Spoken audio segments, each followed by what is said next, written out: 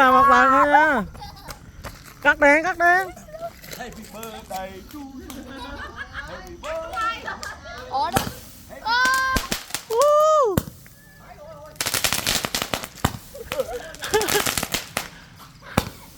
Woo. Woo.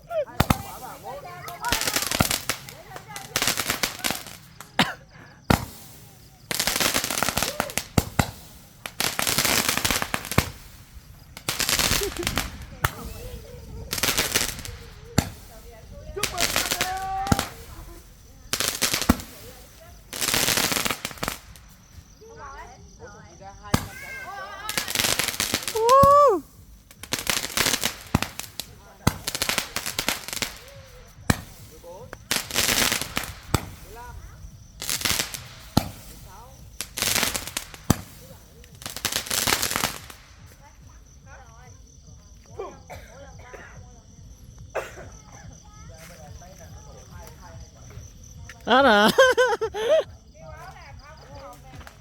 Cái kia đen đen ra đánh gì kìa.